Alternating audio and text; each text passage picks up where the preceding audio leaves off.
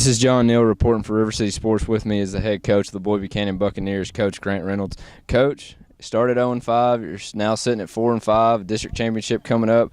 What has been the difference this past 4 games compared to your first 5? Well, we played a tough schedule early out, and that had a lot to do with it. And we had a lot of injuries early too. And we've gotten a lot of those kids back, and our kids are starting to play together now as a team, and I think that's a big part of it. And, Coach, is there one in particular player that you've seen, progress throughout the season that's really starting to make plays? You can tell, Jackson's first 5 games, he had 297. Now he's doubled that almost. Is there any player, or are they just all playing together? I think a lot of it has to do with their offensive line, blocking a lot better, and Austin's running for more yards. Now we got EJ that's come back healthy, EJ Matthews, and he's able to run the football as well. And those two kind of offset each other, I believe, running the football in there. Well, Coach, and everybody can talk about the past 4 games, but I know y'all were watching film earlier. Now you're talking about this coming game. What is it about Silverdale that poses a big challenge with them sitting at 4-5? Right, they're well coached, and they run a good offense that we'll have to be disciplined and sitting there and do our job against. We've got to make sure that we do that, and then they've got some good size up front, so they offer a lot. They're a good football team, and it's going to be a fun game for us. And, Coach, could you give me 3 keys to that game that you're going to have to gain momentum going into the playoffs? Yeah, I think, first of all, we got to hang on to the football, make sure we don't have any turnovers. We've got to block well up front, and then we got to make tackles on defense. If we do those 3 things, I think we'll be okay in that game. And, Coach, if y'all were able to go ahead and get this win Friday, be district champs, I believe that's 18 in a row for you in District 5A, but where would y'all think y'all be seated in the playoffs, or have y'all even started thinking about that? Really haven't looked at it yet. We're just trying to get this win and make sure we qualify and get in. Then next Saturday we'll sit down and look and see where we're going. This is John Neal reporting for River City Sports. With me is RCS insider Taylor Ellis. Taylor, it feels like you're at home a little bit, being alumni of Boyd Buchanan, but it is Boyd Silverdale Week, a classic in 2013, but it's 2014. Kind of a different feel to the rivalry this year. Silverdale was undefeated last year, had ample opportunities to knock off the Buccaneers, but late, Coach Reynolds kind of gambled a little bit, and it paid off for the Bucs, and they were able to go 3-0 last year. But Silverdale 4-5, Boyd Buchanan 4-5. Yeah. Silverdale's 1-1 in the district, and Boyd Buchanan's 2-0. So once again, it's sitting here saying it's the Silverdale Seahawks versus the Boyd Buchanan Buccaneers, and you can kind of already feel the fire getting under it because Coach Reynolds barking out at players to get things. He's getting after them today. Yeah. He's getting after. But Taylor, the short practice we saw today, what really stood out about the Boyd Buchanan Buccaneers that you've seen? Well, for me, they didn't do much. They watched film today out here in T-shirts and shorts and helmets, but they're starting to get some stuff as far as play install, starting to work as a team as far as pass protections, different plays they're going to run. We got them to we watched them run a little bit as far as handoff game, maybe some options that they can run today. But it looks like for the most part they've been crisp. I know he's getting kind of after him right now, but for most of the practice they've been pretty crisp, just kind of getting the basics of what they're going to do on Friday night. And that's kind of Coach Reynolds' MO, helmet, shorts, and T-shirts on Mondays. Tuesdays they'll go for pads. Wednesday they'll do some shell work, and I think they finally hit a routine this season that's really started to pay off for them. But Taylor, you've probably seen the Buccaneers the most of any of us this season. Give me some keys to the Friday's game against Silverdale, and I'll give you mine. Well, for me, any Boyd Buchanan team is built on running the ball. If they can get the ball in the hands of Austin Jackson, EJ Matthews, get those guys running early. Even Cooper Hodge, if he gets some big carries, maybe on a reader, keeper, whatever you want to call it here for the Bucs. Also, if you get the hands in Damaris Macon, get the ball in the hands of Damaris Macon, he can just make plays for you.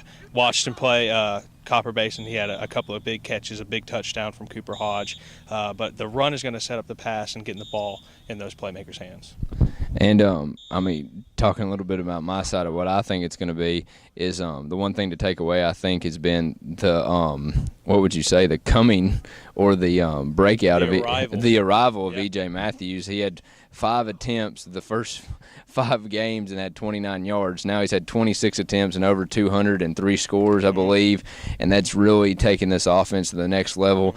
Hodge isn't doing as much. Jackson can rest his legs on carries, and then it's also taking taking some of that pressure off Demarius, and they have to come down the box, and he's being left open. So I think the one thing to take away is really watch E.J. Matthews on Friday night against Silverdale and what he can bring. But I'm going to throw in a little what would you say, secret weapon or key player? Okay. I think it's Jack Keebler. Yeah. A big body in the slot at tight end. He runs very, very well for having that big of a body. Plays a little defensive end. Yeah. But I think they need to exploit his mismatch in the slot early and often in this game. Look, 2 weeks ago, he had 5 catches and 96 yards and a touchdown against South Pittsburgh.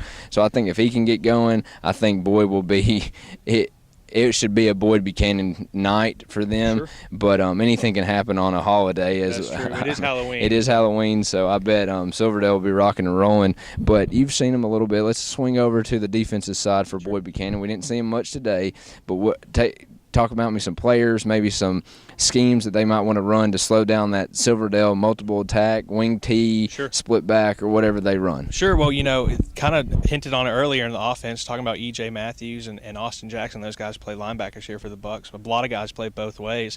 Someone that's kind of stood out to me watching him against Grace, watching him against Copper Basin, is Isaiah Dillard. Here, I believe he's a corner. He plays a little bit running back as well. All over the place, making tackles. He's not afraid to come up and hit you. And he's one of the smaller guys out here. Not to hurt on him or anything, but he's not afraid to come up and hit you, play close. He's also got a couple of interceptions this year. One big interception for a touchdown against Copper Basin, I believe. So if the defense can play as a unit, if those big guys, Jackson, Matthews can pop Silverdale and let them know, hey, we're here to play, I think it can be a Buccaneer kind of night, and those guys can get rolling. And I think the secondary led by Ethan Cochran might have a statement kind of to make that we're here, and Silverdale likes to run the ball. Yeah. But I think they might get in a situation Friday night where it might intend them to pass, and I think Cochran could have a big night, and a few of those other guys that they have back there, young guys, but they're 9 games in now, so you couldn't really call them young. Sure. But talk about special teams, I think something is to note that Keebler is also their punter. Yeah. And if he can, give the defense a long field to play against, and that might help Boyd Buchanan, stop Silverdale and pin them deep.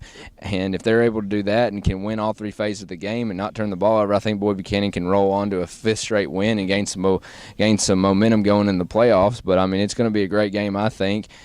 Are you ready to give us a prediction yet, or are we going to hold off? It's still very early. It's Monday, and I haven't really seen much of Silverdale as far as their practice this week, or seen them in a couple of games. But with Silverdale, it's really about which team's going to show up. See him playing against CCS earlier, kind of wasn't maybe ready for the game, got shut out in that game, I believe. And earlier in the season, they've had some success against some teams. But I'm not ready to give a prediction yet. But like we said earlier, it is Halloween, anything can happen. So I think this one's going to be very interesting. Well, it's only been around a very short time, but the Silverdale Boyd Buchanan rivalry is probably as heated as any in the area. We'll be there at Silverdale High School at 7:30. As always, I'm John Neal for River City Sports. This is also Taylor Ellis. Catch us at the game and all the other games. We'll have complete coverage throughout the week on the site. And go follow our social medias. And we have a big shout-out to our two proud supporters this season, famed Fresh Above Media Direction and Jefferson's of Chattanooga. Go grab a bite to eat, anything you like. They'll hook you up on game day. But, Taylor, it's Boyd week. I know Boyd, Silverdale week. It's always great to cover some high school football.